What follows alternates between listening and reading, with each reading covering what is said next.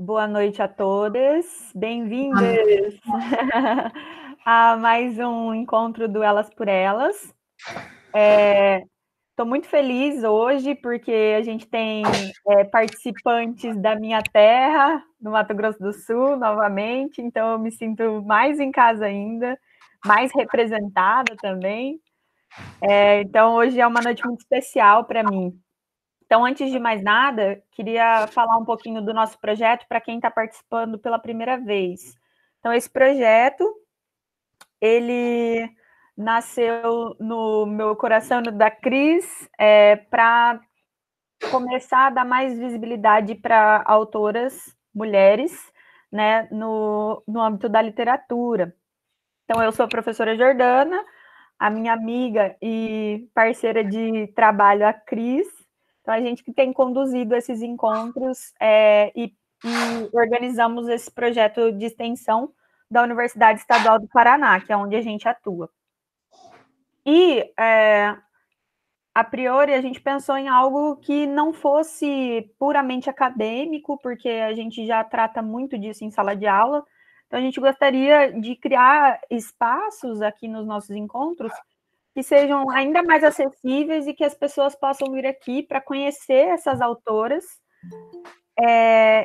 e ter vontade de ler mais mulheres, né? Esse não é o primeiro encontro nosso, então a gente já teve alguns. Eu nem me lembro, Cris, qual o número que a gente está de encontro. Não sei se é o...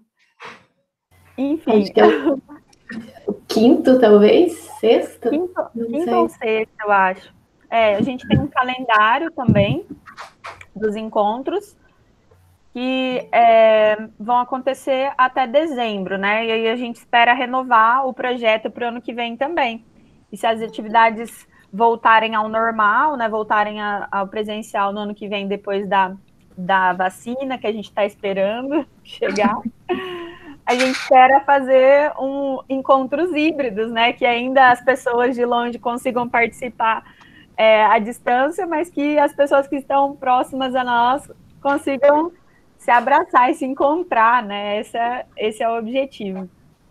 E o Elas por Elas, embora o nome esteja indicando sempre mulheres, não é só para mulheres esses encontros, né? Então, a gente encoraja os homens a participarem dos encontros para conhecerem, né, novas autoras. E o que a gente tem feito é fazer um bem bolado, né, Cris? Tem semanas que a gente vem e apresenta autoras, eu e a Cris, e outras que a gente convida pessoas especiais, como hoje, que eu escolhi a minha amiga, colega da vida acadêmica, né, que a vida acadêmica me presenteou, uma das mulheres que eu super admiro, e foi por isso que eu fiz esse convite. Ai, meu Deus. Que é a Grazi, que está aqui, mas daqui a pouquinho eu vou passar a palavra para ela. Mas só para falar que eu tenho um carinho muito especial por você, Grazi, Ai, e pela Maísa, que também passou por aqui, e pela Érica, que está aqui hoje, que eu espero que um dia também venha compartilhar com a gente. A Andréia também, não sei se ela está aí, mas também uma pessoa super especial para mim, que foram tão importantes, né? Mulheres transgressoras, mulheres fortes, empoderadas da vida real, da minha vida real, que eu espero que compartilhem com vocês, assim como elas já compartilharam comigo.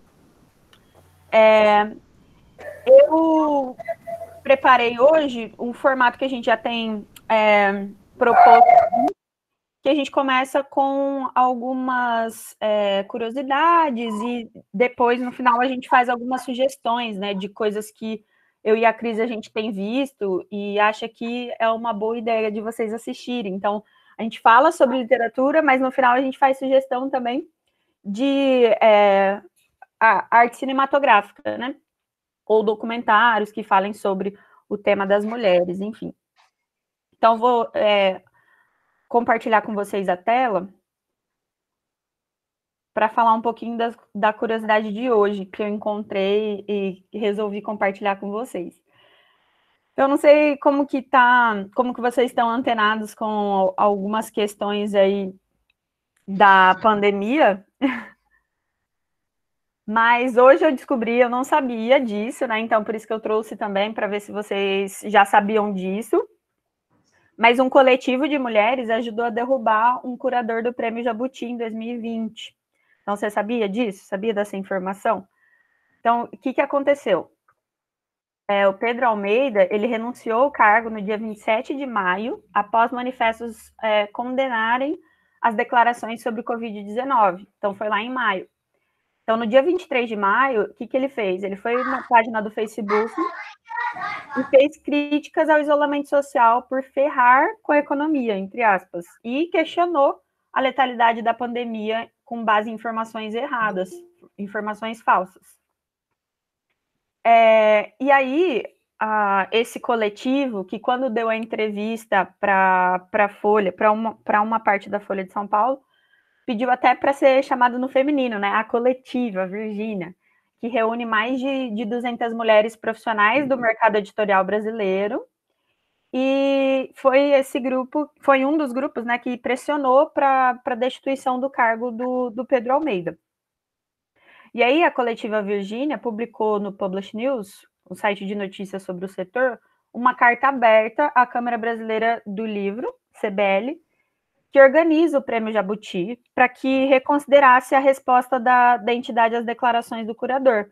Porque ele fez essa postagem no Facebook dele no dia 23, no dia 24, começaram, né, começaram as críticas, né, sobre o que ele fez, porque ele estava questionando a ciência, estava questionando a letalidade do vírus e estava espalhando fake news por aí. E aí, no dia 24, ele só postou um pedido de desculpa na página dele também. Deixa eu aceitar aqui, umas pessoas estão pedindo para entrar. Ele só fez um pedido de desculpa e falou que os críticos dele eram patrulhas. Ou seja, ele fez uma sorry, not sorry, né? Fez um sorry, not sorry lá e não pegou bem. E aí, deixa eu vir para cá. Então, elas abriram na plataforma change.org uma petição que pedia a destituição do Almeida da chefia da curadoria do prêmio, que tem outros 3 curadores sob a sua coordenação. Então, eu trouxe essa curiosidade hoje para mostrar como a organização das mulheres é importante na sociedade, né? E aí elas atuam diretamente com o mercado editorial, elas têm um site também, depois eu vou voltar aqui, só para mostrar para vocês o perfil do Instagram desse coletivo Virgínia. Então, se vocês tiverem curiosidade para conhecer, elas são bem atuantes, e elas são de Joinville. Aí vocês podem entrar para conhecer essa organização. E aí, olha só, o que elas declararam, né? O principal objetivo da carta aberta foi não aceitar como resposta da Câmara Brasileira do Livro uma retratação pífia, que sequer abordou os conflitos expostos pela primeira petição, solicitando explicações e a destituição do curador. Então, é preciso ressaltar a gravidade da manifestação do senhor Pedro Almeida, negando dados científicos sobre as mortes ocorridas pela pandemia do Covid-19 e divulgando informações falsas na tentativa de embasar sua opinião pessoal. Fecha aspas. Diz a coletiva em entrevista 451. As mulheres fazem questão de responderem coletivamente e serem chamadas no feminino. Então, essa é a curiosidade de hoje. Eu deixo aqui a fonte, se vocês quiserem abrir depois, eu vou até colocar o link aí no chat para vocês acessarem, porque tem mais informações sobre elas e mais detalhes sobre essa notícia, tá? Então, ela é de maio. Vou mandar para vocês aí. E também já passo a bola para a Cris, se ela quiser falar alguma coisa. Acrescentar alguma coisa, Cris, sobre hoje? Não, só queria dizer que eu achei muito legal também essa informação, porque mostra, né, o empoderamento e a força feminina em muitos setores, e como esse movimento do coletivo Mulheres conseguiu, né, destituir um homem da sua função ali de curador do Prêmio Jabuti. E eu acho que esse é o papel também, né, dessa força feminina. E aí só queria agradecer a participação da Grazi aqui já antecipadamente, que já estou ansiosa para ouvi-la. E, e, e também acho que vai ser uma noite muito agradável, né? Então já agradeço antecipadamente a sua presença e a presença de todos que estão aqui conosco hoje. Então, acho que é isso, Grazi. Agora é com você. Também agradeço por você ter aceitado o nosso convite. E eu acho, adiantar já para você que no encontro passado, eu até tinha falado que talvez eu ia apresentar a Isabel Allende. Daí, quando eu falei com você, e você falou, vou falar da Isabel Allende. Eu falei, nossa, encaixou. Super. Então, tá com você. Gente, boa noite. Quero muito, muito agradecer o convite. Estão ouvindo um choro de fundo aí. Eu tenho uma filha de 1 ano e 7 meses, então, de repente, de vez em quando, vão escutar um chorinho aí, eu já peço desculpas. Jordana, fiquei muito emocionada com a sua fala e quero dizer que você também é uma mulher muito inspiradora. E eu acho que os frutos desses primeiros anos ali de mestrado da UFGD são muito profícuos, porque olha que bando de mulher maravilhosa é essa, viu? E isso inclui você e inclui André e Érica, que estão aqui também. Não sei se tem mais alguém, mas se tiver, já se sintam aí super representadas na minha fala. Então, quando Jordana me chamou, eu pensei muito justamente porque tenho 2 crianças pequenas e, né, fazer qualquer atividade desse tipo tem que ser muito pensada mesmo por conta das crianças. Mas, quando a gente começou a conversar e surgiu a possibilidade de falar de Isabel Allende, aí eu não resisti. Não poderia ser outra autora. E eu quero dizer, assim, que esse bate-papo vai ser um bate-papo de uma fã, né? Eu sou muito fã da Isabel Allende e com certeza, assim, é uma das minhas escritoras preferidas. Quando a Jordana traz essas curiosidades, eu fiquei pensando muito nas falas da própria Isabel, né? Ela diz, assim, em um vídeo que tem no YouTube, que depois eu posso mandar para a Jordana, e a Jordana vai repassando para vocês, né? Que, se for observado, as sociedades mais pobres e mais atrasadas são aquelas que menosprezam as suas mulheres. E hoje de manhã eu li um outro texto em que ela falava que o mundo pós-pandemia e um mundo novo, ele precisa ser um mundo que valorize as mulheres e que as mulheres estejam à frente. E se a gente pensar, por exemplo, em alguns países em que saíram quase ilesos da pandemia e que são países liderados por mulheres, a Jordana está coberta de razão aí, né? E quando ela traz esses pontos, e a Isabel Allende também, quando ela fala, né, de que esse mundo pós-pandemia tem que ser um mundo liderado por mulheres, né? Eu vou colocar a apresentação, eu conversei com a Jordana, eu vou fazer em 2 partes, tá? Então, a primeira parte, eu vou colocar uns slides para vocês verem, até para quem não conhece, ver as fotos da Isabel e tal, e aí depois eu vou falar um pouco mais da minha relação como leitora da Isabel, tá?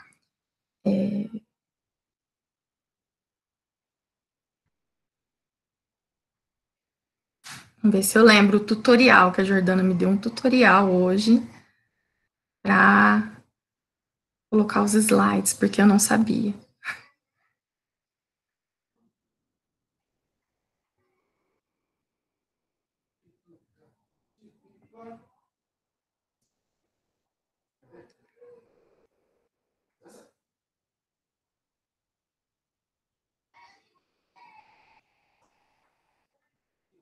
Tá aparecendo, Jordana? Tá sim, Grazi, só coloca em modo de apresentação daí. Tá bom. Então, aí, tá perfeito. Para quem não conhece, essa senhora aqui é a Dona Isabel Allende, também conhecida como a Dona do Meu Coração.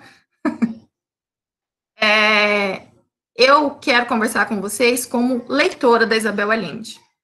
A Isabel Allende me foi apresentada no mestrado no ano de 2010, através de uma adaptação cinematográfica de A Casa dos Espíritos.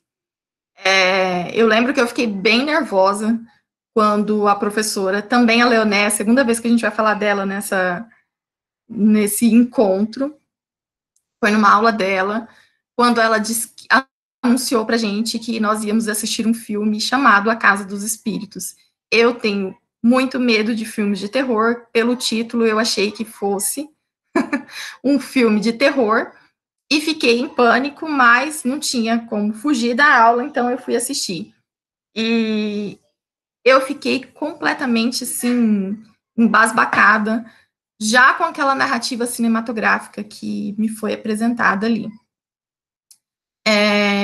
Logo depois, assim, passou um pouco tempo, eu acho, não tenho certeza, e eu consegui adquirir um livro, A Casa dos Espíritos, um livro, uma edição bem antiguinha, de 1986, que eu comprei em sebo, por um preço bem baratinho, que era o que dava para comprar na época. E, até então, eu já tinha me deparado com algumas obras muito boas. Afinal de contas, eu já estava no mestrado, então já tinha lido alguns autores clássicos, já tinha lido algumas obras muito bacanas, mas eu não tinha ainda encontrado uma obra que eu via muitos professores dizendo, determinada obra é a minha obra de cabeceira. Isso não tinha acontecido comigo ainda. Então, quando eu li A Casa dos Espíritos, eu compreendi essa relação de livro de cabeceira, daquele livro que você vai querer reler muitas vezes, daquele livro que você vai contar para todo mundo, que é o livro da sua vida. A Casa dos Espíritos, deixa eu ver aqui, eu tenho uma outra edição agora, estou perdida nos livros. É um livro que conta uma saga familiar. A gente pode determinar aí que se contam mais ou menos 100 anos de uma família, a família do Trueba, e basicamente o livro tem como protagonistas mulheres. Então nós vamos passar por gerações de mulheres fortes, de mulheres com as suas similitudes, com as suas heranças dessa família, mas também com muitas peculiaridades que são marcas da Isabel Allende, que a gente vai observando isso quando a gente observa os outros livros dela, quando você encontra outros livros dela. Eu não me lembro exatamente do processo de ler A Casa dos Espíritos, eu não lembro quanto tempo eu levei para ler a primeira vez, mas eu me lembro exatamente do momento em que eu terminei o livro. Foi um dia de manhã, eu acordei, eu tinha lido o livro até tarde, no dia anterior, na noite anterior, e eu acordei na ânsia de querer terminar o livro, porque o final do livro tem muitos acontecimentos frenéticos, né? E assim, é um pequeno spoiler, mas não sei se A Casa dos Espíritos dá para dizer que dá para dar spoiler, mas a gente vai se deparar com, desde o Chile agrário, o Chile voltado para os camponeses, no início do livro, e a gente vai terminar na ditadura militar chilena. Então, esse do meio para o final ali, tem muitos acontecimentos, e são acontecimentos, assim, muito rápidos, muito frenéticos. Então, eu me lembro que eu acordei muito desesperada para saber o que ia acontecer no final de A Casa dos Espíritos. E eu me lembro, assim, de quando eu li as últimas frases e eu fechei o livro, eu fiquei completamente abobada. Eu fiquei olhando para o nada, pensando em toda aquela história, naqueles personagens que estavam vivendo em mim ali, e naqueles acontecimentos que, assim, a forma como ela vai escrevendo e descrevendo todos os fatos faz com que nós, leitores, ou pelo menos fez comigo, enquanto leitora, sentisse tudo aquilo como se fosse real. E foi muito, muito avassalador a leitura de A Casa dos Espíritos. Tanto é que, durante muito tempo, logo na sequência, eu fui para a sala de aula, e durante muito tempo, todas as aulas eu chegava e falava da Isabel Allende, da Casa dos Espíritos, que era o meu livro da vida, que as pessoas tinham que ler, e foi, assim, muito avassalador. Depois disso, eu li mais alguns romances dela, eu fui mais ou menos acompanhando os livros que iam sendo lançados, ou então, quando eu chegava numa livraria e me deparava com o livro dela, mesmo que não fosse lançamento, eu tentava trazer para casa e ler, e aí acabou que eu fui, então, lendo alguns outros romances dela, e assim, todos os livros que eu li são livros muito, muito potentes, que só me faziam reafirmar o quanto essa mulher é tudo que ela é mesmo, ela é a maior autora de língua espanhola, uma das autoras mais vendidas, é referência no que se fala de literatura latino-americana feita por mulheres, e assim, tem um número de vendagens estrondoso, e é tudo isso por conta das suas histórias. Ela é uma exímia contadora de histórias, e enfim, os livros dela, cada livro que eu fui lendo, eu fui me apaixonando mais e mais. Atualmente, eu estava conversando com quem no comecinho aqui, né, do nosso encontro, antes da gente começar propriamente dito, eu disse a vocês que eu tenho um clube de leitura que se chama Estante Compartilhada, tem uma página no Instagram que também se chama Estante Compartilhada, e lá pela Estante Compartilhada eu resolvi iniciar um projeto que é de leitura em ordem cronológica da Isabel Allende. E aí, ao longo da nossa fala, eu vou explicar para vocês o porquê que eu acho importante ler a obra dela em ordem cronológica. Isso foi uma coisa que me despertou o ano passado. Eu até reli A Casa dos Espíritos esse ano e só confirmei que é um livraço mesmo. E enfim, atualmente o meu projeto, então, é ler a obra da Isabel Allende em ordem cronológica. E eu convido vocês a conhecer, então, o perfil da Estante Compartilhada no Instagram. Em agosto, é o mês de aniversário da Isabel Allende, ela nasceu no dia 2 de agosto, e em agosto eu fiz lá uma série de posts chamados com a hashtag Agosto Todo Allende, e tem vários posts falando sobre a obra dela, sobre a minha relação, sobre toda essa história que eu acabei de contar para vocês, está tudo lá, e eu convido vocês para seguirem e acompanharem os conteúdos. Mas, afinal de contas, né, quem é essa tal de Isabel Allende aí, que a Jordana já tinha falado, e a Grazi agora está falando? Então, eu trouxe aqui algumas imagens dela. Essa imagem que ela está com os cabelos mais loiros é a mais recente, tá? A Isabel Allende, ela nasceu no Peru, mas o pai dela era diplomata, então logo eles voltaram para o Chile, então ela se considera chilena.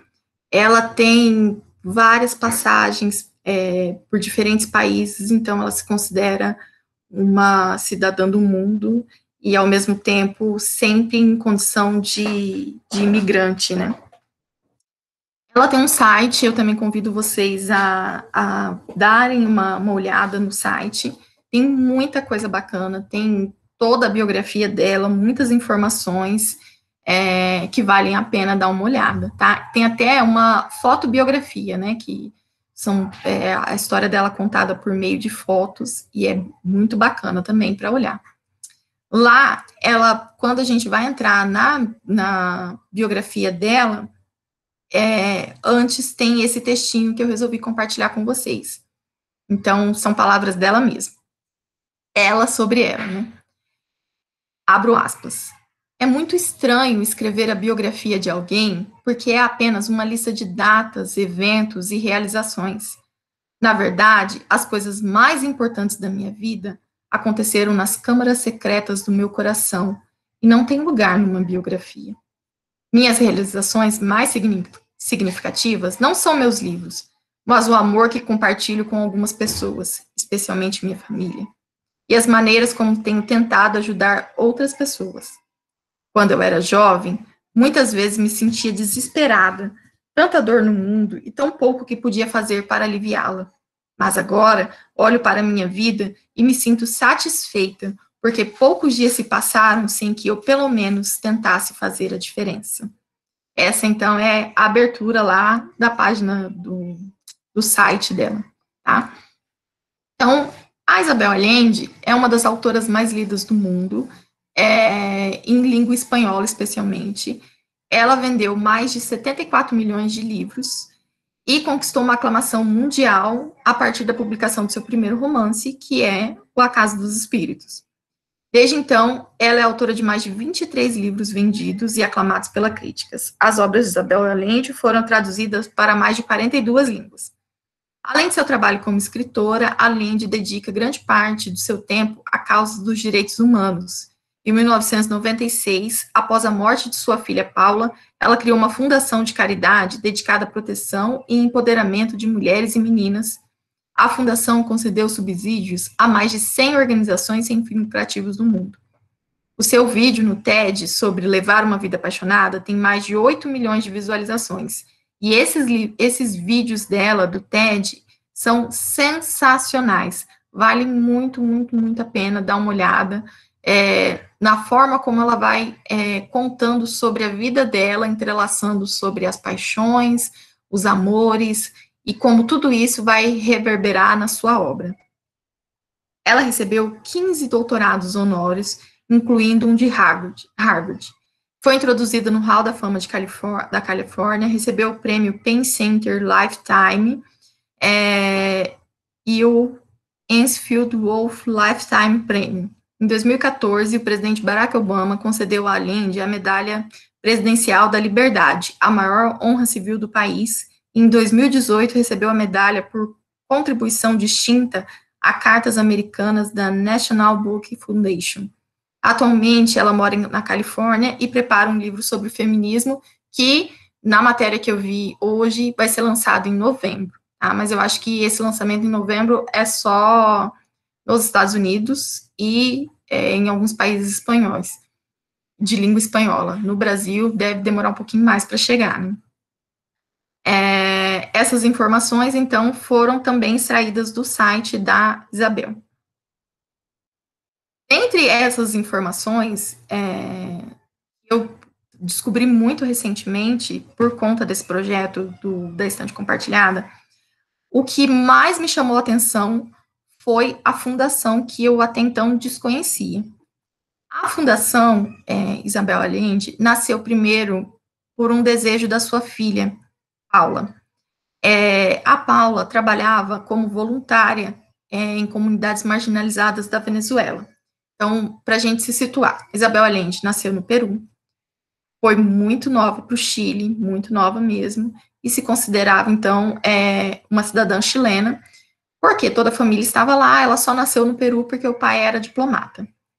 Ela se casa no Chile, e quando eclode a ditadura militar, né, o Salvador Allende era tio dela, ela se vê, então, obrigada a sair do Chile. E aí ela sai do Chile e vai para a Venezuela, junto com o marido e com os 2 filhos pequenos.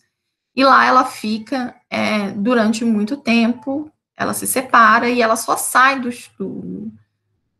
da Venezuela quando ela conhece o seu segundo marido, e aí então é que ela vai morar na Califórnia. Então, nesse período da Venezuela, a Paula, então, ela trabalha nessas comunidades marginalizadas. Em 1995, a Paula tem uma doença sanguínea, e ela fica muitos meses em coma, muito tempo em coma. E antes disso, ela dizia para a mãe que o sonho dela era que a mãe vendesse muitos livros para que elas pudessem, então, reverter o dinheiro dos livros para ajudar as pessoas carentes. Ela tinha essa ânsia de ajudar essas pessoas mais necessitadas. Quando a Paula fica doente, a Isabel, então, começa a escrever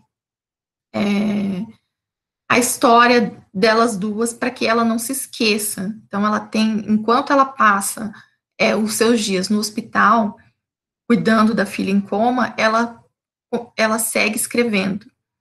E a filha dela, infelizmente, morre, e desse tempo todo que ela ficou em coma, que foram muitos meses, se eu não me engano, nasce um livro autobiográfico que se chama Paula. Todo recurso, todo o dinheiro que foi arrecadado com a venda dos livros, a Isabel, então, faz nascer a Fundação Isabel Allende. Então, ela nasce desse desejo da filha, e é uma forma da Isabel, ela diz que é uma forma de manter a filha viva. E aí, quando você entra no site, é muito chocante ver o tanto de ONGs que a Fundação da Isabel ajuda. Entre essas, né, não daria para eu trazer todas aqui, porque são muitas mesmo, assim, entre os beneficiários, tem um apoio excepcional, especialmente para mulheres. Então, mulheres em condição de rua, mulheres imigrantes, mulheres refugiadas, mulheres, tem um projeto que é para mulheres que estão em situação de rua e que engravidam. E aí tem uma ONG que vai lá ajudar essas mulheres para que as crianças não cresçam naquela miséria. Existem ONGs que têm apoio jurídico, elas concedem apoio jurídico para pessoas que são refugiadas, para as mulheres que são exiladas por questões políticas, enfim, tem uma infinidade de ajuda, né, dessa fundação para essas ONGs, assim, que são muitas mesmo. E aí, mais uma vez, eu digo para vocês darem uma olhada lá no site da Isabel Allende. A fundação, então, atua contribuindo para outras organizações que visam a garantia dos direitos das mulheres, das crianças, das pessoas em situação de risco, refugiados, exilados, etc. A missão dela, que a gente encontra lá no site, diz o seguinte: nós investimos no poder de mulheres e meninas para garantir direitos reprodutivos, independência econômica e proteção contra a violência. Um outro ponto que eu acho que eu não coloquei aqui nos slides e que é importante falar é que a Isabel Allende diz que se considerava feminista muito antes dela saber que existia esse termo. Ela nasceu numa família extremamente conservadora e numa família extremamente católica no Chile, e isso é uma coisa que ela sempre fala, e como ela olhava para aquela família conservadora que via as meninas como menores e se rebelava.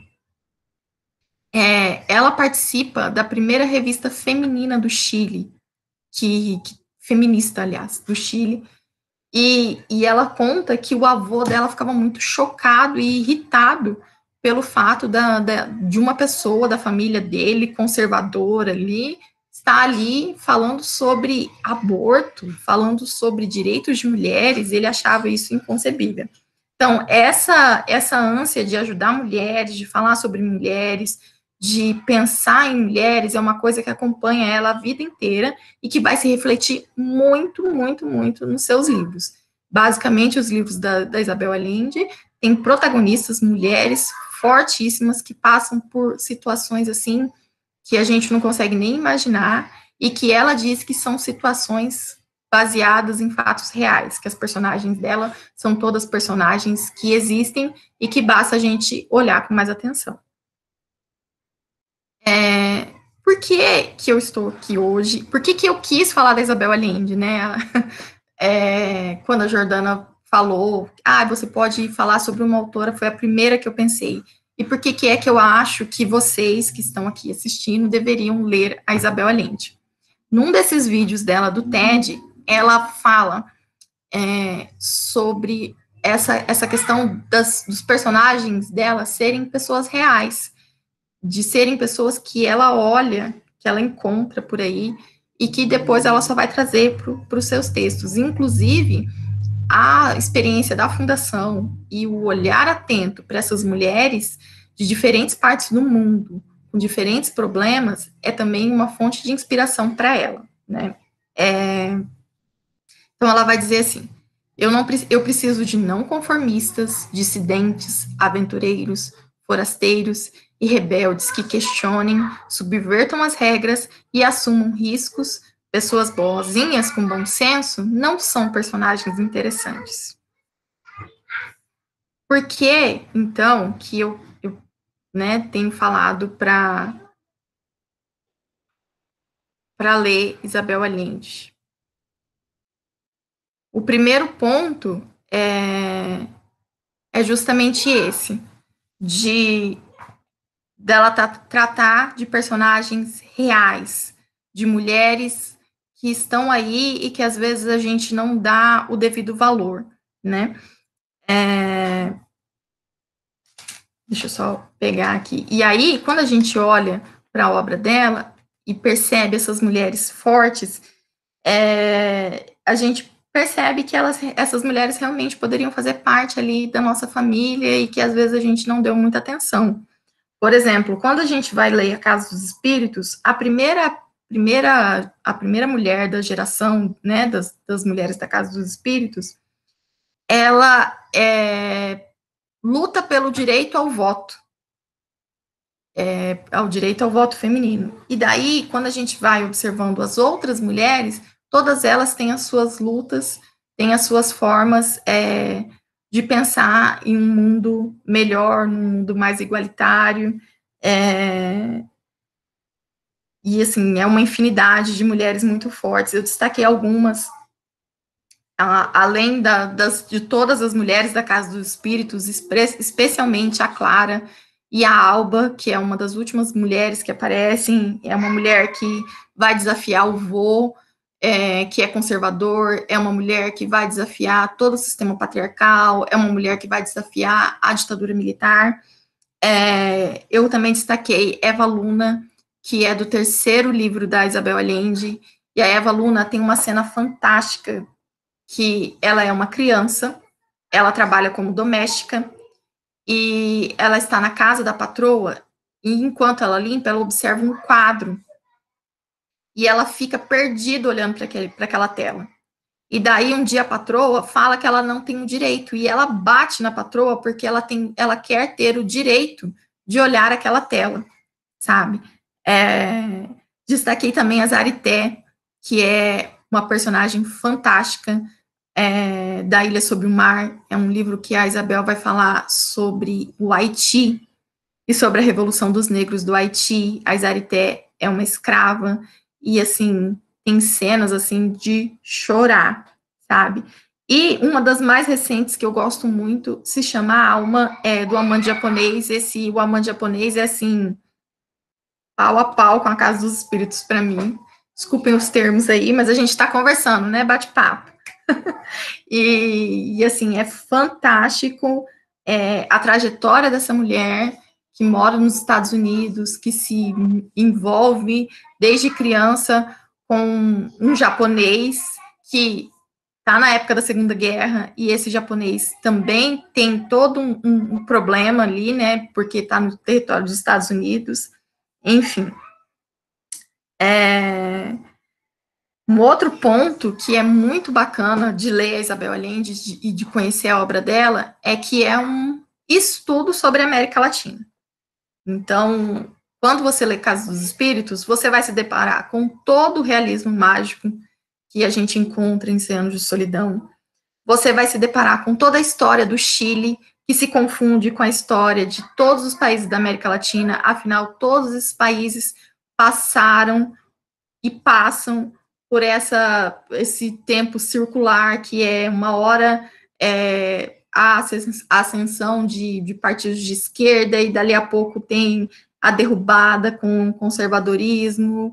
Então, é até muito chocante enquanto a gente lê, porque ela está falando da ditadura do Chile, lá da década de 70, e você fala, meu, parece que está falando de agora aqui do Brasil. Né? Então, assim, e um outro ponto que eu destaco, que eu acho muito bacana na escrita da Isabel Allende, e foi por isso que eu resolvi, então, ler em ordem cronológica, é que, como ela se baseia em coisas da vida, em coisas reais, quando você lê a obra dela, você consegue acompanhar todos os eventos cronológicos da vida dela. Então, por exemplo, A Casa dos Espíritos, ela escreve já exilada. Ela sabe que o vô dela está muito mal, que ele vai morrer, e ela começa a escrever cartas para esse avô, para mostrar para esse avô que ela se lembra de todas as histórias que ele contou para ela. Era esse o objetivo, não era o objetivo de criar um livro. O avô acaba morrendo, ela então junta, né, faz um compilado e acaba virando um livro. Depois, o livro que vem na sequência, né, aí eu vou começar a pegar aqui, não sei se vai dar para vocês verem certinho, mas é o de Amor e de Sombra. Esse é o segundo romance da Isabel. Deixa eu mostrar A Casa dos Espíritos, né, que eu falei, não mostrei. Então tá aqui, A Casa dos Espíritos. O de Amor e de Sombra também se passa no Chile, e aí A Casa dos Espíritos encerra na ditadura militar, e aqui já vai pegar os anos finais da ditadura militar. Né? Então, aqui eu tenho dois protagonistas jornalistas, e aí vocês imaginam, né, a vida dos jornalistas em plena ditadura militar, e tudo que vai acarretar para eles. E aí, depois disso, o próximo livro dela, ela já está na Venezuela. Então, aqui, Eva Luna, que eu falei para vocês,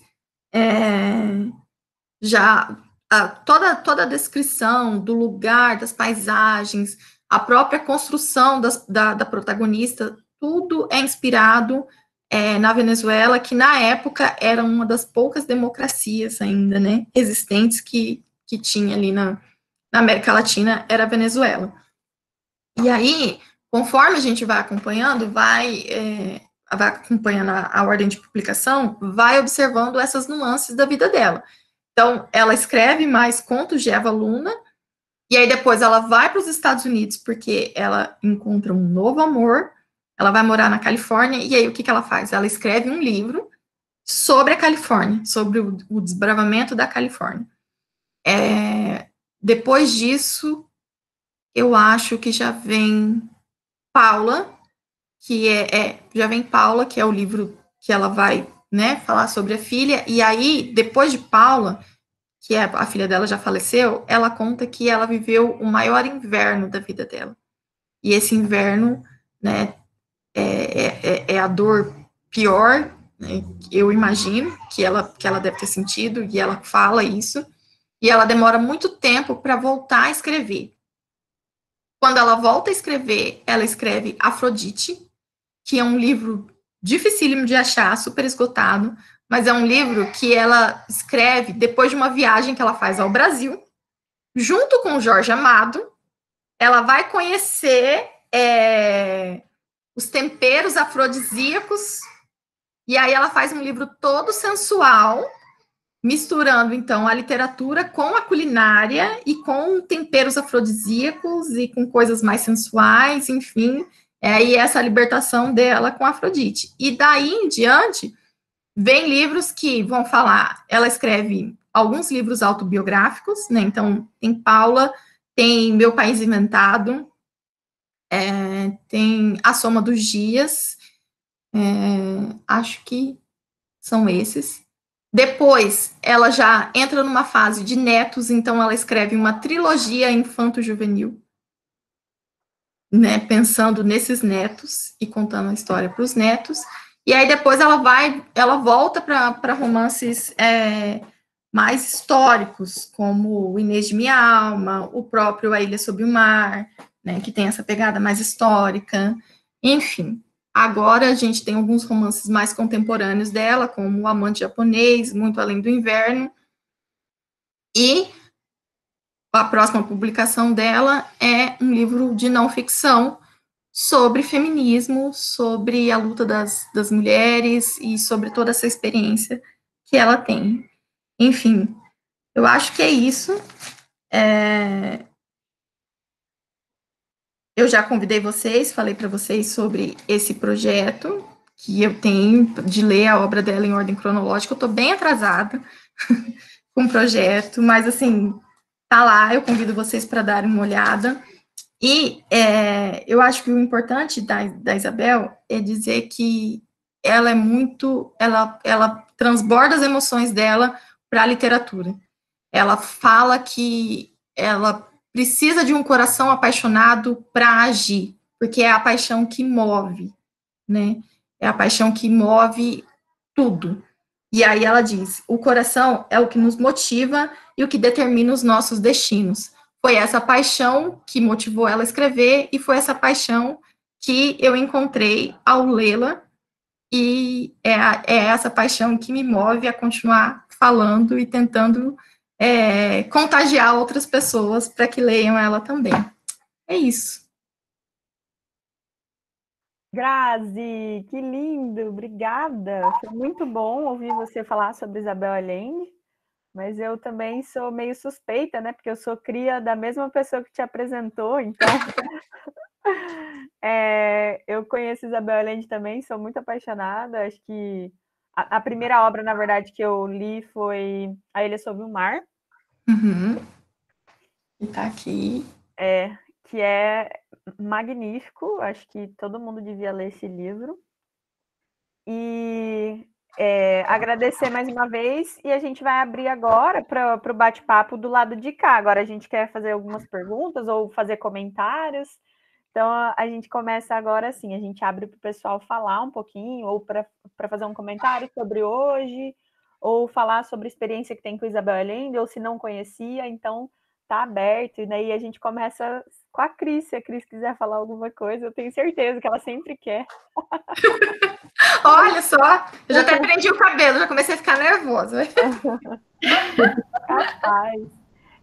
Eu quero perguntar uma coisa muito séria, muito importante. Ai, meu Deus. O que tem na terra de Mato Grosso para dar mulher tão talentosa assim? Ai, muito obrigada. Que delícia ouvir você falando da Isabel Allende, e a gente sente, né, toda a sua paixão de leitora, mas que vai além dessa paixão de leitora, é o seu objeto de estudo, né? Então a gente consegue perceber as duas coisas, a paixão mesmo, que é essa coisa mais visceral, e o seu objeto de estudo, né? Que você está se dedicando aí vários anos, enfim. Então é muito gratificante te ouvir. E tenho certeza que todos que estão aqui participando devem ter ficado com vontade de ler. Eu confesso que eu só li A Casa dos Espíritos quando saiu o filme, porque eu vi o filme primeiro e fiquei encantadíssima pelo filme. E aquilo que você falou, eu também. Eu fui assistir o filme à noite sozinho. Ai, acho que eu não vou ver esse filme não, que tem fantasma, eu tenho medo, eu não vou conseguir dormir. E realmente, né, é um filme encantador. E eu li o romance, eu não me lembro o ano do filme, mas acho que é 90 e pouco, né? Mais ou menos. Então faz muitos anos que eu li o livro, e confesso que não me recordo muito bem, que foi uma leitura bem apressada, inclusive, na ânsia de ler o livro, porque eu já tinha visto o filme, sabe? Mas eu fiquei muito encantada com a história de vida dela, né? Que mulher forte, que mulher apaixonada pela vida, enfim, né? Ela tem um percurso biográfico lindíssimo, e é impossível não se encantar e não admirar aí a presença dela. Eu tinha lido sobre essa fundação e eu fiquei muito... Nossa, eu fiquei encantada, né, com esse trabalho que ela faz na fundação, achei muito interessante. Então, assim, a fala foi extraordinária, incrível. Fiquei com vontade de ler todos, na verdade, né? Que capas lindas, amei as capas, adorei que você mostrou os livros, porque...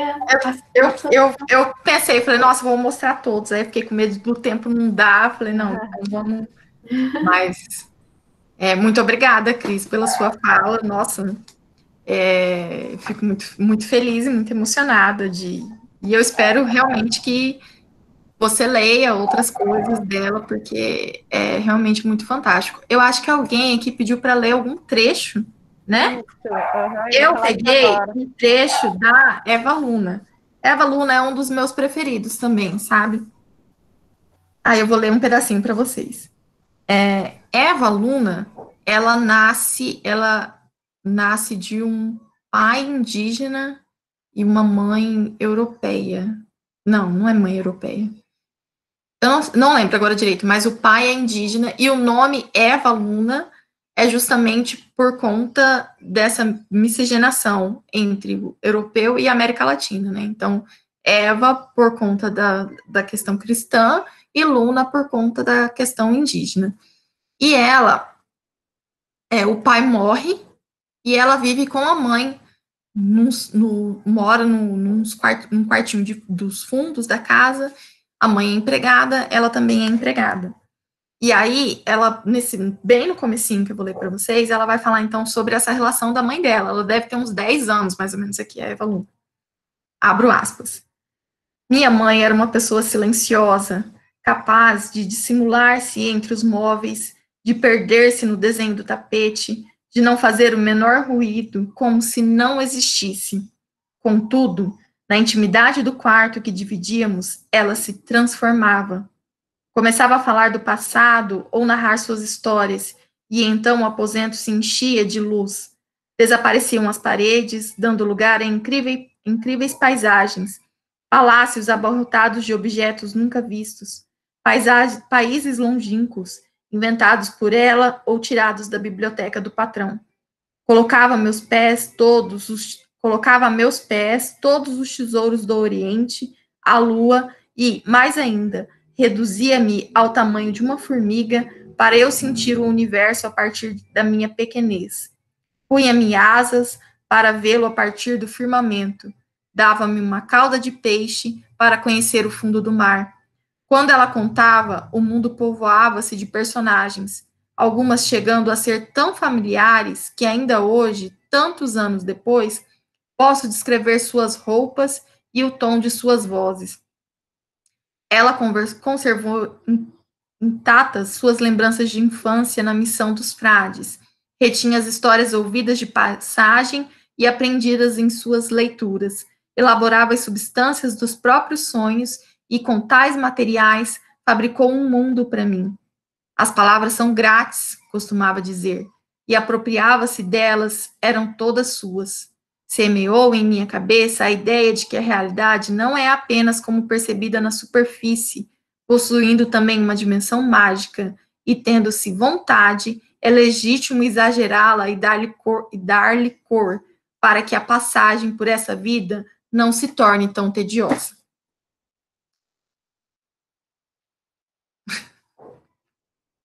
Fala, Jordano, tá? Esse microfone que não estava ligado, mas eu falei que lindo, sensacional. Amei o trecho que você trouxe. Lindo, lindo. Não, lindo. E esse trecho aqui a Eva Luna, ela se torna uma contadora de histórias. Ela vai viver, ela vai sobreviver contando histórias. Ela vai vender as histórias dela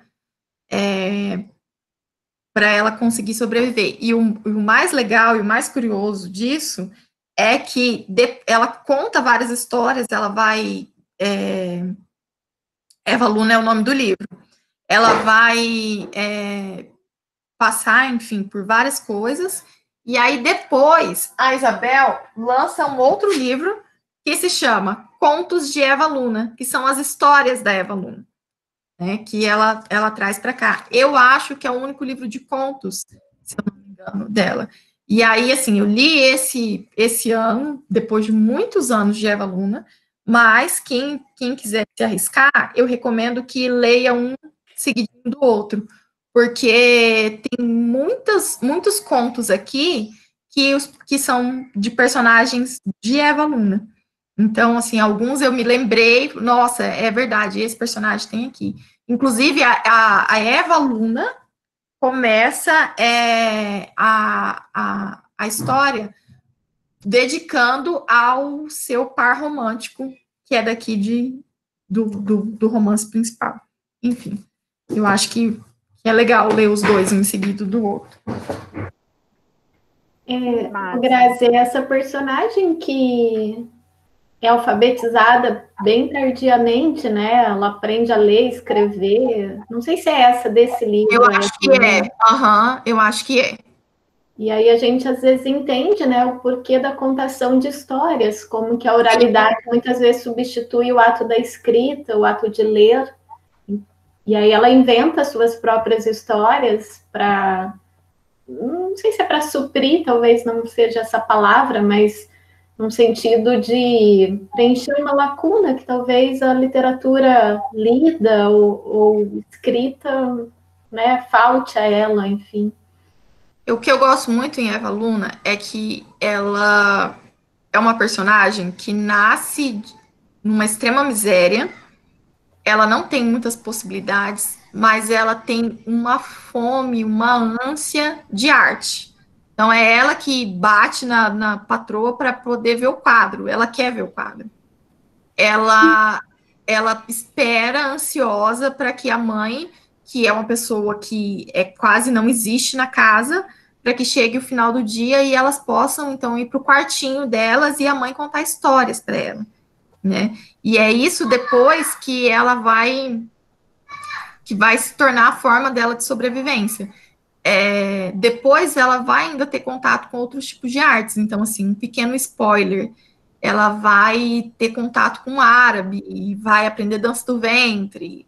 Então, tem muitas, assim, ela mostra que a arte é realmente uma necessidade, né, e que deveria ser um direito, e que, independente do lugar que você nasça, das condições que você nasça, deveria realmente ser um direito para todos, né? Eu adoro essa personagem.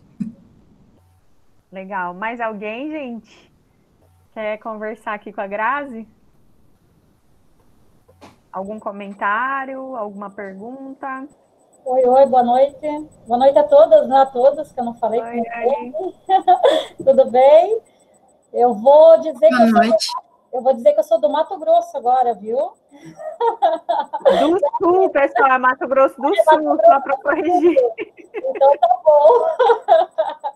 Então tá, prazer em conhecê-la, Grazi, né? Não sei, Graziele, Grazi, né? Então tá. Pode chamar de Grazi. Nem respondo mais Graziele. Então tá bom. Eu conheço Isabel Allende, né? Eu conheço mais a sua biografia do que as suas obras. Até tem uma aqui em mãos, não sei se vocês vão conseguir ver, que é o Amor. Né? E assim, fala muito dela, né? E eu não me lembro muito da obra, sabe? Mas assim, o pouco que eu lembro, faz tempo que eu li, já tem uns 4 anos, não retornei à leitura, eu lembro assim que fala muito dela, né? Do amor atrevido, e ela fala da entrega, né? Do amor, da sensualidade. E ela procura, a impressão que dá, que me deu pelo menos, é que ela procura, né, um amor grandioso, mas um amor sem culpa, sem peso, sem falsos moralismos. Não sei se estou no caminho certo da minha fala, mas eu lembro um pouco assim, dessa obra, sabe? Mas a conheço muito bem, até a sigo no Facebook, então eu estou bem por dentro das obras dela, assim, né? Do que ela tem lançado, do que ela tem feito, mas não é uma leitura que eu tenha retornado, infelizmente. Tem 4 anos que eu a conheço e não retornei à leitura.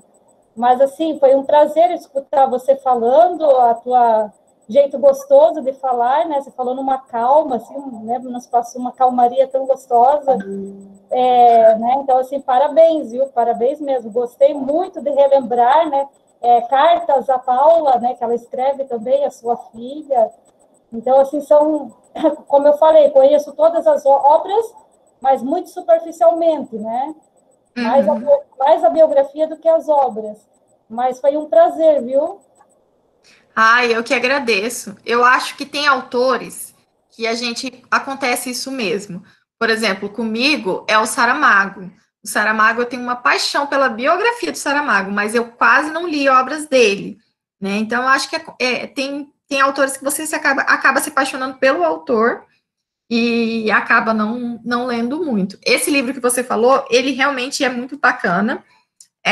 Quem ama esse livro é a Andrea, não sei se ela ainda está aí. Esse livro, foi lançado naquela época que estava uma febre de 50 tons de cinza, eu acho que é o nome, aqueles livros mais sensuais, né? E ele também, assim, talvez seja uma boa porta de entrada para a Isabel, porque aqui, o que eles fizeram? Recortes das cenas sensuais dos livros dela. Então, deixa eu abrir aqui só, porque eu também já li faz muito tempo, viu? Ele vai dividir. Então, tem cenas que é do descobrimento do amor, tem as cenas sobre paixão, sobre ciúme e tal. E aí, aqui, quando a gente entra nos textos, propriamente dito, por exemplo, aqui, deixa eu pegar. Tem humor e eros. Não sei se vai dar para vocês verem. Começa com uma ilustração. Então, aqui, esse humor e eros é uma espécie de categoria. E aí, aqui, tem uma citação. Então, de Afrodite, que é aquele livro sensual lá que eu falei para vocês, que é super difícil de encontrar. Eu não tenho. E aí, esse primeiro texto, deixa eu ver aqui de onde que vai ser. Aí aqui embaixo vai estar escrito o livro que é, então, de A Filha da Fortuna. E aí tem trechos de todos os romances dela lançados até aqui, até esse momento, sabe? É bem legal. E aí, essa história do que ela pensa do amor, né, que a Anne falou, a gente encontra bastante aqui. E ela é uma mulher que é muito, assim, visceral com essa questão da paixão e do amor. Ela acabou de casar de novo, terceiro casamento dela. Ela achou que ela se separou, e aí ela achou que nunca mais ia encontrar ninguém, e aí ela casou agora, terceiro casamento, ela tá com 77 anos, o marido dela acho que tem por aí também. Então, assim, é uma mulher que não tem medo, que a idade não vai determinar para ela o que ela pode ser e o que ela não pode ser. Ela vive das paixões dela mesma. Grazi, eu li uma entrevista dela bem recente, que foi agora por causa do contexto da pandemia. E ela falou, né, sobre o seu processo de escrita, porque ela tem um ritual, ela é muito disciplinada para escrever. E ela tem quase um ritual que ela se senta, acho que todo dia 8 de janeiro. 8 de janeiro, é o dia que ela começa a escrever. E aí o jornalista, ou a jornalista, não sei agora, perguntou se, por causa da pandemia, do confinamento, essa disciplina, esse ritual dela foi afetado. E ela disse que sim, mas no sentido psicológico, porque ela até toca, né, na questão de que é muito diferente.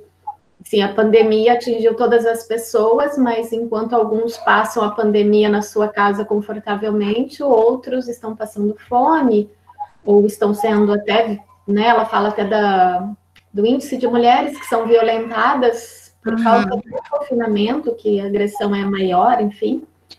E aí ela falou que afetou desta forma. E eu achei muito bonita, muito bonito o depoimento dela, quando ela diz, né, que o que a pandemia ensinou a ela foi que ela não precisa de muitas coisas, né, que ela não precisa, até ela falar, não preciso de 2 pratos, eu não preciso de muitas coisas. Então ela viu que pode viver com pouco, pode sem viajar, sem sair constantemente, né? E ela termina dizendo assim, mas eu sei que eu não posso viver sem amigos. Eu achei uma fala muito bonita. E aí mostra, né, o quanto ela também tem um olhar mais social diante dessa nossa situação. Sim. Ela tem um olhar muito sensual, assim, social. Sensual também. Sensual também. Mas social tem muito, assim, nesses vídeos que tem no YouTube do TED, ela começa, assim, falando uma coisa assim que você pensa, ai, nossa, que bobeira, assim, sabe? E ela vai amarrando de uma forma, inclusive, para quem nunca leu nada dela, eu recomendo muito que a hora que terminar essa reunião aqui, vai lá, né, procure Isabel Allende, TED, tem dois que ela participou, e assim, a forma como ela vai desenvolvendo o discurso dela ali é muito parecida com a forma que ela escreve, sabe? Então, você vai olhando aquilo, nossa, eu não lembro qual dos dois, mas eu não posso assistir que eu choro, porque eu acho que é muito bacana. Eu tenho um defeito enquanto leitora. Eu não posso saber da vida do autor. Porque se eu descubro que o autor é um cara, né, que assim, eu não curto muitas ideias, ou que andou aprontando, assim, tipo, nossa, fez umas coisas pesadas, vai interferir muito na minha leitura, a ponto de eu não conseguir ler, né? Então, por exemplo, o ano passado nós iríamos ler pela estante compartilhada As Brumas de Avalon. E aí eu descobri um mega podre da autora, que assim, eu já tinha comprado o livro, comprei aquela edição que é volume único, capa dura, que custa um rim, mas eu comprei porque eu tinha certeza que eu ia amar. E aí, quando eu descobri o podre da autora, acabou. Sabe, assim, eu não consegui mais ler.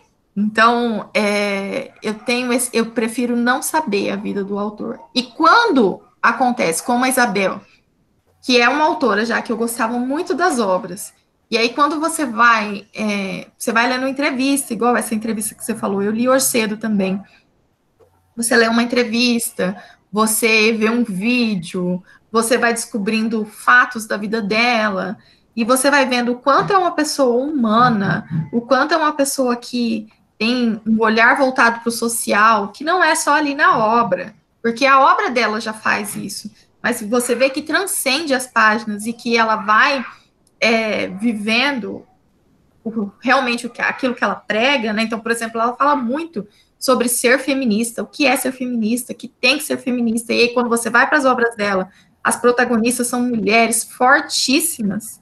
Então, eu acho que é muito bacana, sabe? Que aí, nossa, é muito legal. Eu não vou contar o que é o bafão da Bruma de Avalon, vocês pesquisem aí, porque eu não quero interferir na experiência ruim de ninguém. Não, Grazi, é que enquanto você estava falando aí, o pessoal foi falando que a J.K. Rowling também decepcionou muito esse ano, daí o Jean estava perguntando se foi algo sério da J.K. Rowling. Ah, tá, achei que era das Brumas de Avalon. Foi também. Então, enfim. Bom, gente, que legal. Nossa, Grazi, que massa. Tem várias coisas que você falou sobre a Isabel Allende que eu não fazia ideia. Eu não conhecia a fundação. Eu conheci faz pouco tempo. Nossa, sensacional. Mais alguém quer comentar alguma coisa? Eu estou ouvindo a Isadora chorar de novo, a gente tem que liberar a Grazi, gente. Ela já parou, pode ficar tranquilo. Quem mais? Dá tempo de eu falar alguma coisa? Dá sim. Legal, boa noite a todos.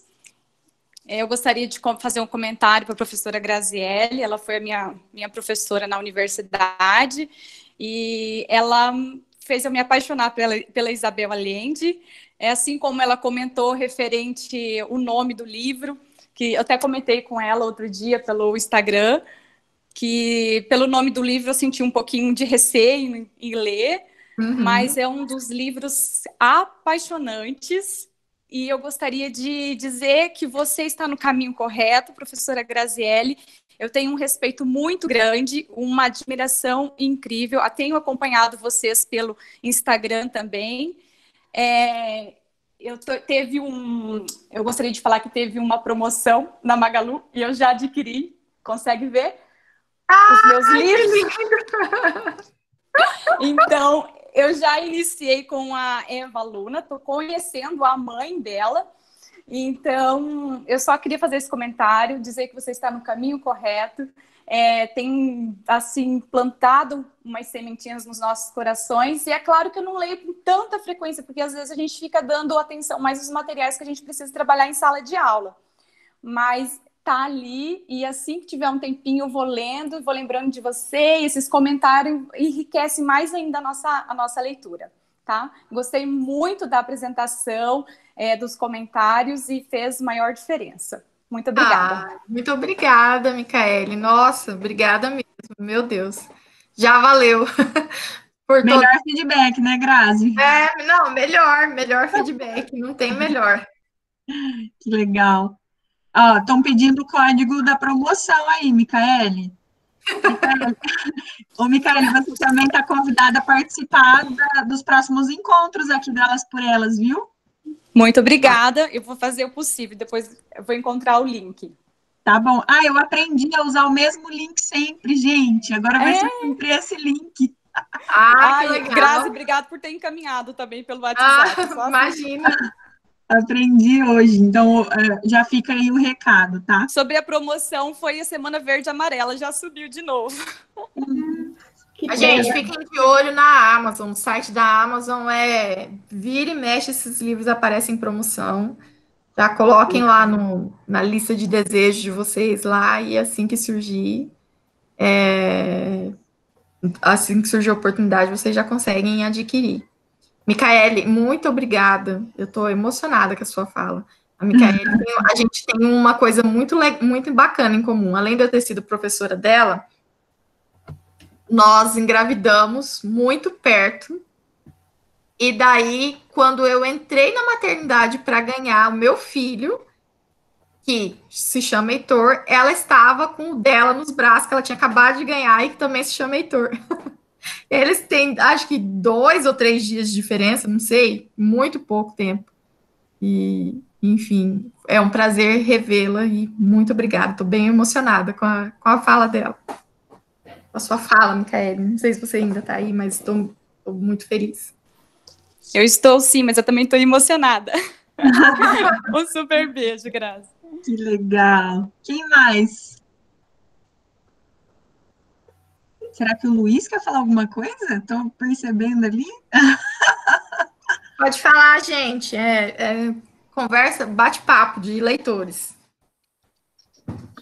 Eu queria boa noite para vocês todos. Opa. Não, pode falar, Luiz. Pode falar, Luiz.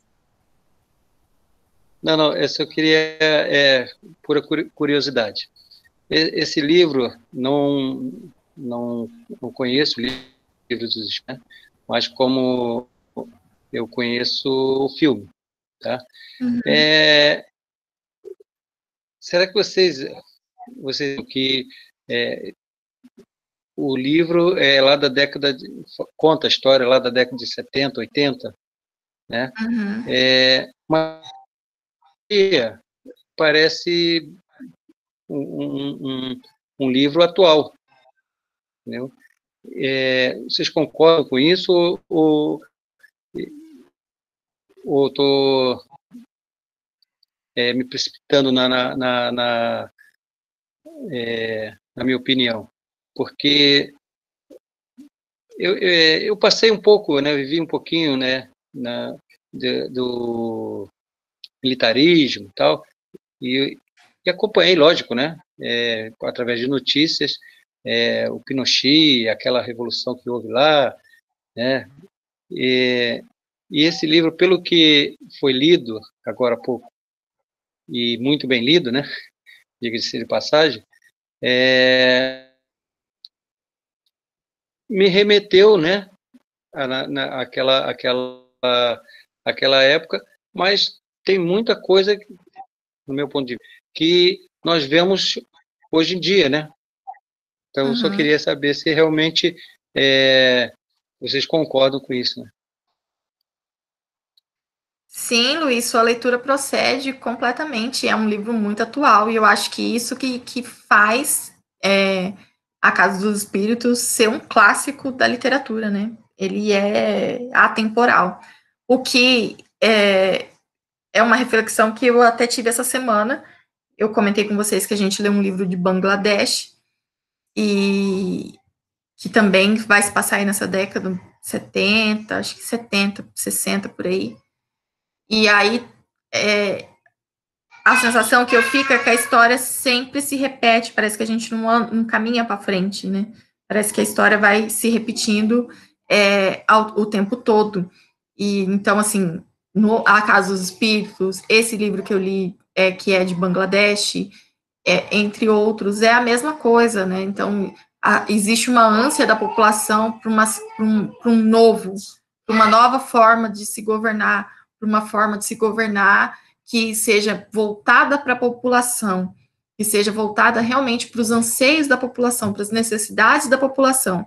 E quando isso acontece, quando então um candidato, um político, ele ascende por meio do voto popular e por conta dessa ânsia da população de coisas voltadas para ela, como educação, a saúde, etc. e tal, essas forças conservadoras, né, elas dão um jeito de tomar o poder. E, assim, eu fico assustada quando eu leio esses livros de diferentes países, de diferentes lugares, e vou observando isso. Eu acho, não tenho certeza, que esse livro aqui, da Isabel, que ele é mais recente, ele se chama Muito Além do Inverno, eu acho que é a penúltima publicação dela. Tem uma das personagens, ela é chilena, mas ela mora nos Estados Unidos. E daí, ela vai contar, em determinado momento, sobre o golpe militar do Chile. E ela vai falar sobre a mãe dela, que a mãe dela realmente acreditava que o Chile ia ser tomado por comunistas, que o Chile, que se as pessoas não fizessem alguma coisa, os comunistas iam comer criancinhas e tal. E aí ela fala de panelaço, que aconteciam panelaços e que a mãe dela batia a panela contra os comunistas. E eu lembro que quando eu li isso, esse livro, acho que em 2018, eu falei, não, é mentira isso aqui, não é possível. Não é possível, sabe? Eu lembro, assim, que eu fiquei muito, muito passada de até isso, né? Das pessoas baterem panela e tudo mais, enfim. Então, a sua leitura está muito... Não é correta a palavra, né? Mas está muito pelo caminho mesmo, porque é isso mesmo, esses livros são atemporais. Ô, Grazi, eu queria só falar uma coisa que, assim, eu fico me perguntando, como a Cris fez aquela pergunta, né, o que tem no Mato Grosso do Sul, eu fico pensando, o que será que tem na Califórnia, cara, porque as mulheres latino-americanas que eu mais tenho lido, que é a Cristina Garcia, a Laura Esquivel, Isabel Allende, estão lá, gente, foram para lá, de alguma forma pararam na Califórnia. Alguma coisa tem. Alguma coisa tem. Interessante que elas ocuparam esse espaço que é tão importante que as mulheres ocupem também do mercado editorial, mas que não perde a qualidade do plot, né, da trama, enfim. E escrevem de uma forma muito sensacional, eu acho sensacional, pelo menos essas três, né? São mulheres que eu gosto bastante. E a Isabel Allende e a Laura Esquivel, que eu já apresentei aqui no Elas por Elas, acho que foi a primeira que eu apresentei, acho que foi a Laura Esquivel, elas estão entre um ranking lá de 10 escritoras feministas mais importantes na história da literatura, né, isso foi levantado, se eu não me engano, não sei se foi esse ano passado, pela Saraiva. A Saraiva fez um levantamento, né, dessas escritoras, e as duas estão, se eu não me engano. Eu acho que são as duas. Se não for as duas, a Isabel Allende é certeza. Não, a Laura Esquivel também. A Laura Esquivel também, né? E, nossa, eu fiquei pensando isso agora. Eu não tinha me atentado para essa mudança da Allende também para a Califórnia. E eu, cara, alguma coisa tem. Bora para a Califórnia, Jordana. Pois é. Vou lá ver se eu me inspiro também um pouco. Que legal. Eu já coloquei aqui na tela a parte final do nosso encontro, mas eu abro para mais alguma coisa que alguém quiser fazer, algum último comentário, e aí a gente vai para o Ela Sugere.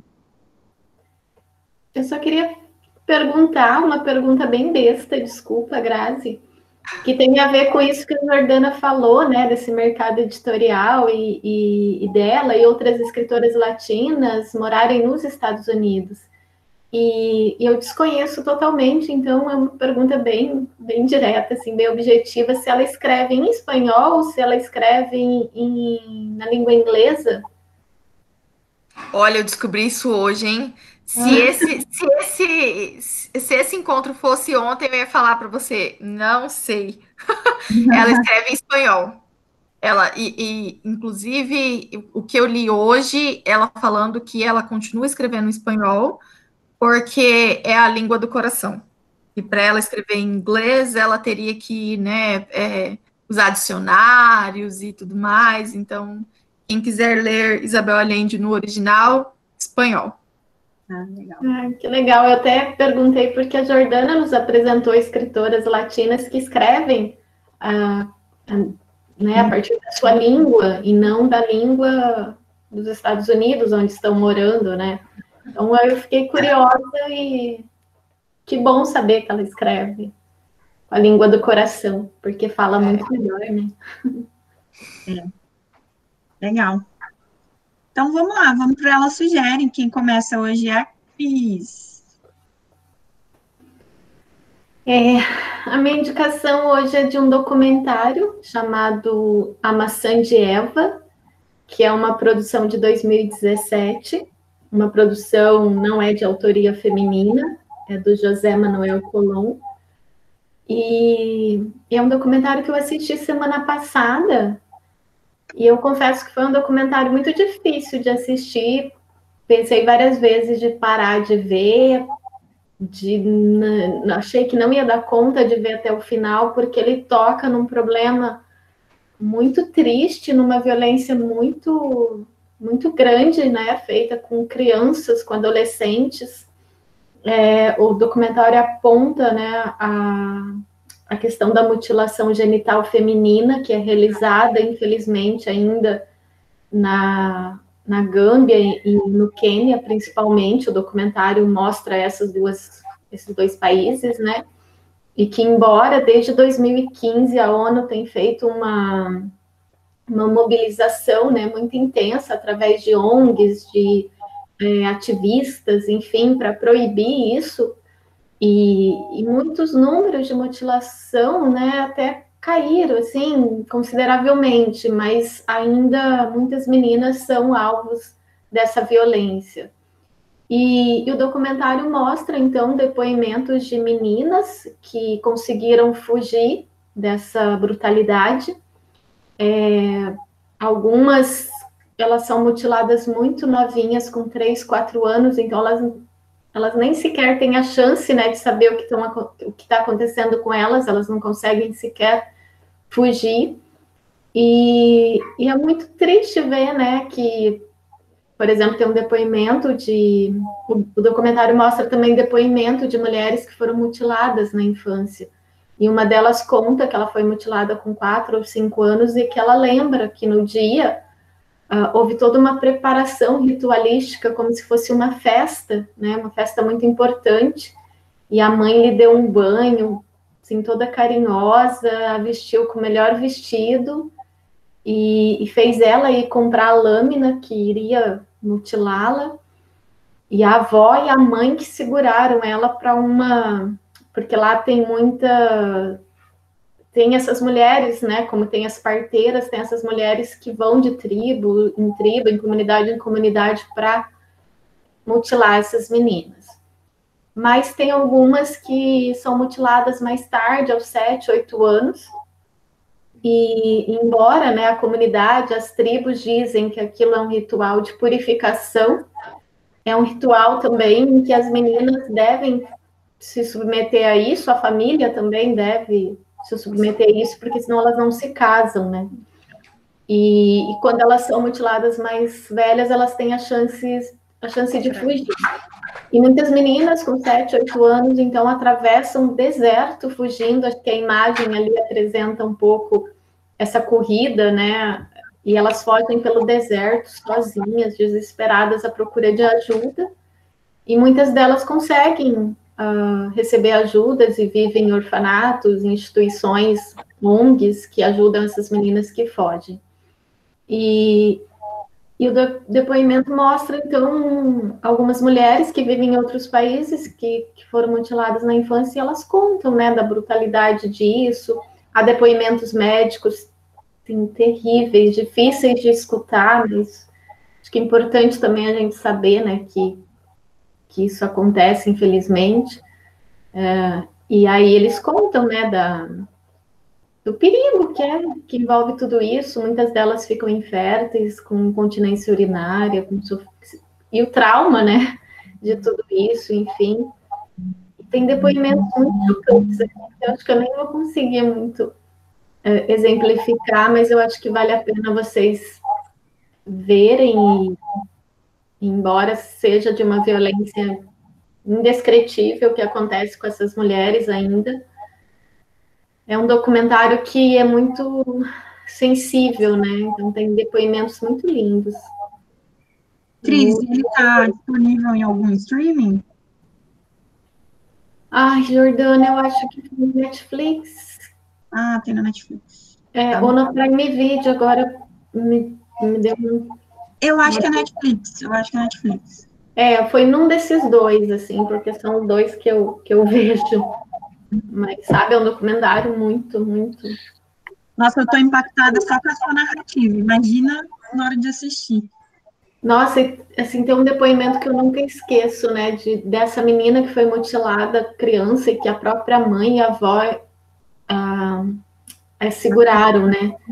E aí ela se casou, ela tinha 14 anos, ela teve que se casar, como muitas meninas se casam com homens de 50, 60 anos. Ai, que horror.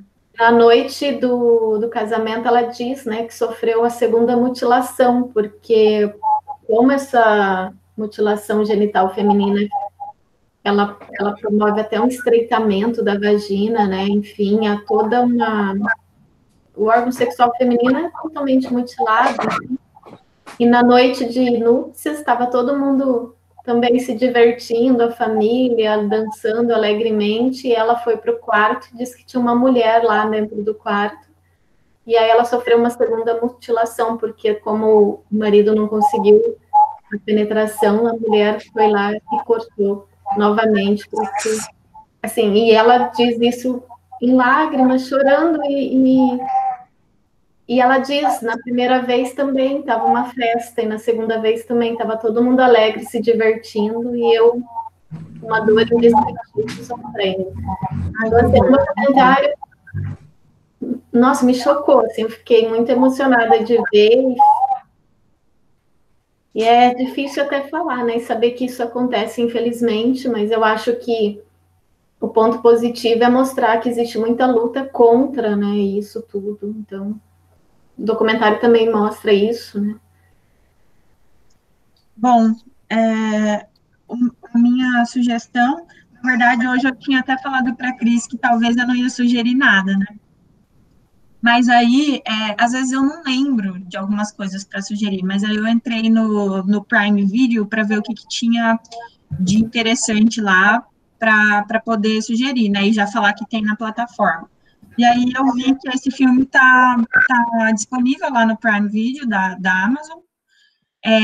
E eu já conhecia o filme porque foi indicado ao Oscar, né? Eu acompanhei o Oscar e tal. Ele foi filmado em 2019, mas ele foi lançado esse ano para nós, né? Então, ele conta, o nome do filme é Bombshell. Eu não sei se em português eles traduziram para Escândalo, alguma coisa assim, que é baseado num escândalo real que aconteceu, né? Então, essas 3 mulheres que, como atrizes, eu já gosto muito, né? Charlize Theron, para mim, maravilhosa, Nicole Kidman, então, nem se fala, e a Margot Robbie, maravilhosa também. Então, só por elas eu já assistiria o filme. Mas aí, o filme fala sobre as funcionárias da Fox News, que enfrentaram a pessoa que descobriu elas, que colocou elas em ascensão até, para denunciar uma cultura de masculinidade tóxica.